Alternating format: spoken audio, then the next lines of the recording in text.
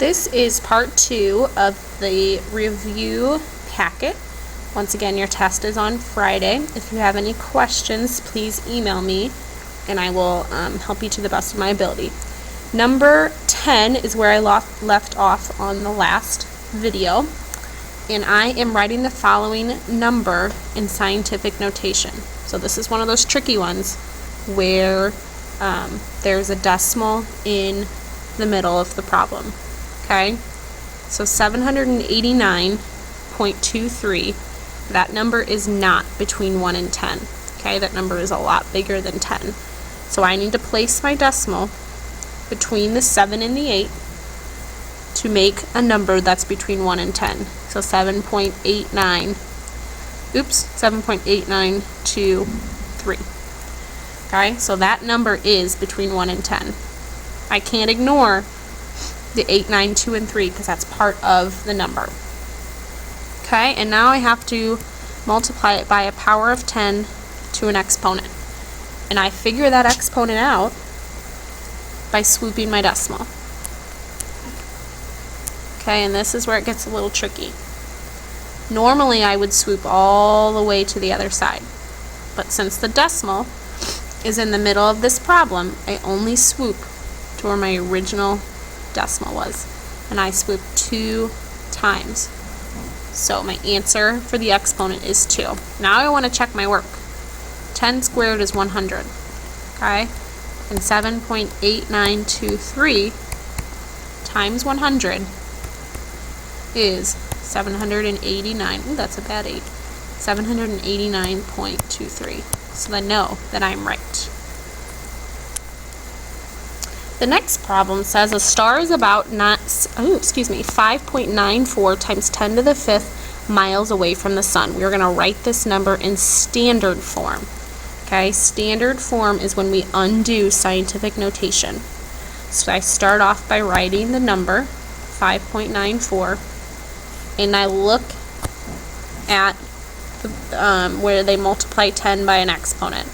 Okay, and this exponent tells me how many times I swoop to the right. Okay, so I write my original number, and my exponent is 5, so I swoop 5 times, 1, 2, 3, 4, 5 times to the right. Okay, and then I need to add in my zeros. So 5.94 times 10 to the 5th is 594,000. That's a comma. Alright, now we're moving on to the order of operations.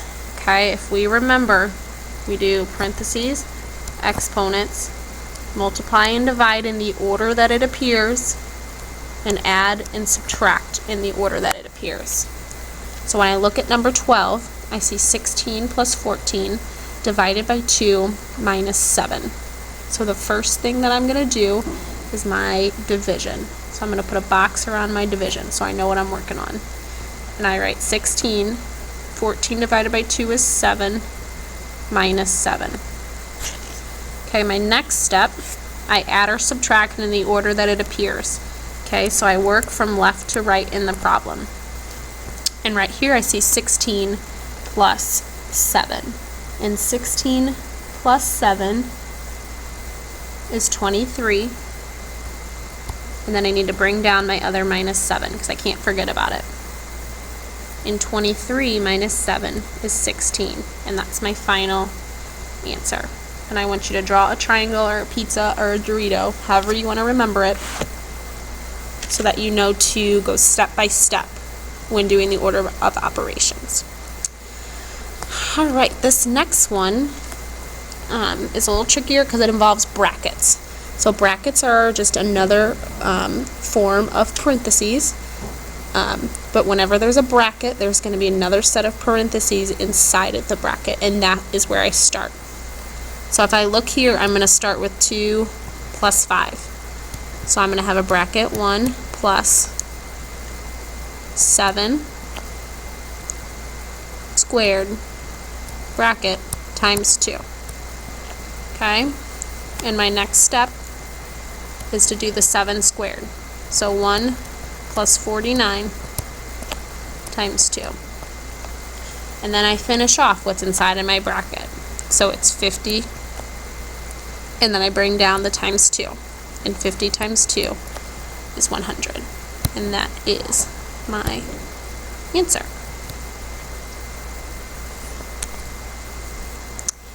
Alright, number 14 asks us to list the 3 CIA properties and give an example of each one.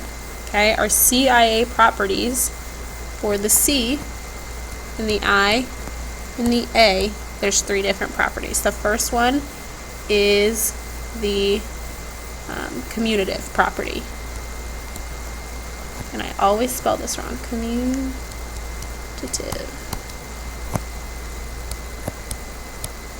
property.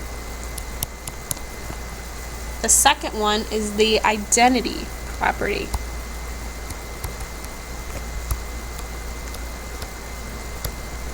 And the third one is the associative property.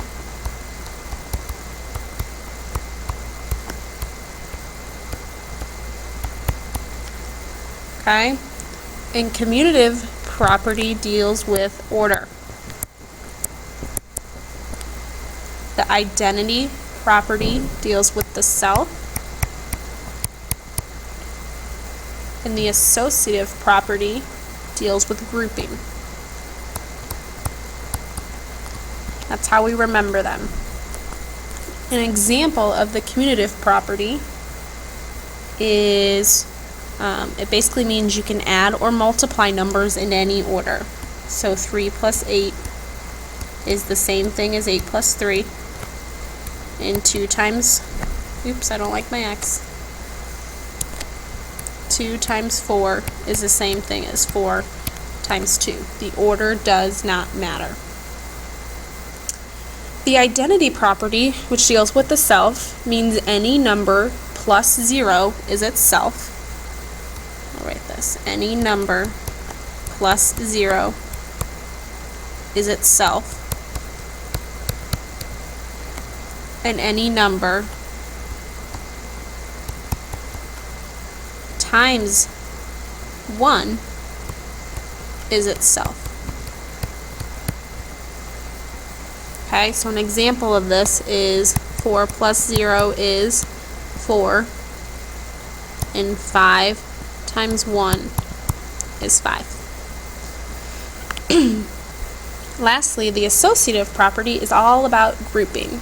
So basically, when you add or multiply, you can group numbers together in any combination.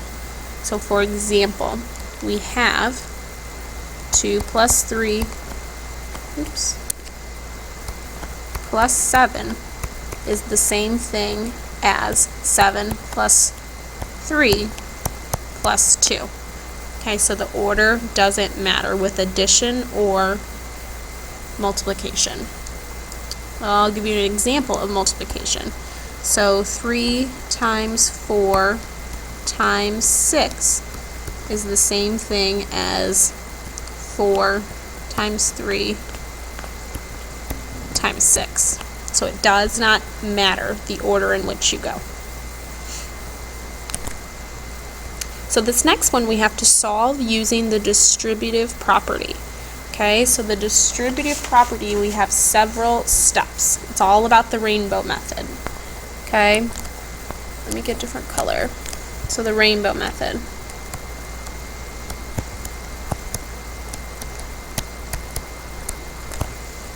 Okay, so our first step is to break the number inside the parenthesis into a multiple of 10 and whatever's left. So I'm going to break 67 into 60 because that's a multiple of 10 plus 7. Okay, and then I'm going to distribute the number on the outside of the parenthesis to both numbers inside. So I'm going to take the 5 and multiply it by 60 and the 5 and multiply it by 7. And I'm going to write out that step. 5 times 60 times 5 times 7. Okay, and from there you solve the problem using the order of operations. So 5 times 60 is 300 plus 5 times 7, which is 35. So my answer to this is 335. You can check your work by doing multiplication. Okay, so 67 times 5 is 35, carry the 3, 6 times 5 is 30, plus 3 is 335. So I know my answer is correct. Alright, and these are just general multiplication review. We worked on these a lot the first week of school, and I just want you to make sure that you slow down when you do these, and you make sure you're carrying your numbers and adding those appropriately. So I start here, and 2 times 5 is 10, carry my 1. 2 times 3 is 6, plus 1 is 7. Okay, then I need a 0 for my placeholder. 7 times 5 is 35, carry my 3. 7 times 3 is 21, plus 3 is 24. And then I add it all up. 7 and 5 is 13. Oh, excuse me, 12. Carry my 1, 5, and it's 2, 5, 2, 0. Okay, on the next one, 17, I'm going to start with the 2 again. 2 times 5 is 10, carry my 1. 2 times 3 is 6, carry my 1 is 7. 2 times 2 is 4. Okay, then I go to the next line, so I need a placeholder. 4 times 5 is 20, carry my 2. 4 times 3 is 12, plus 2 is 14, carry my 1. Oh no! Carry my 1, and 4 times 2 is 8, plus 1 is 9. Okay, then I add them up, and I get 9,870. On the last one, 68 times 32. 8 times 2 is 16, draw my 6, carry my 1. 2 times 6 is 12, plus 1 is 13. And 3 times 8 is 24. And my placeholder, carry my 2. 3 times 6 is 18, plus 2 is 20. Add them up. 6, 7, 1, 2. So my answer to this one is 2176. Alright, and finally we have long division problems. My computer is being funky and wouldn't put the bar over top, so make sure you do that on your worksheet so you don't get confused. The first one, 9 goes into 32 3 times. 9 times 3 is 27. 32 minus 27 is 5. Bring down my 6. 9 goes into 56. 6 times. 9 times 6 is 54. My remainder is 2, and I need to write that as a fraction. Next one, 11 goes into 52 4 times. So I subtract 44. That gives me 86. 11 goes into 86 7 times, which gives me a remainder of 9, and I need to write that as a fraction. Last one. 5 goes into 25 5 times. 5 times 5 is 25. Bring down my 8. 5 goes into 8 1 time. That's a bad one. 1 time. Subtract 5. And my remainder is 3/5. That concludes the review packet. If you have any questions, my email is megan.scott@lindberghschools.ws. Please email me. Thank you.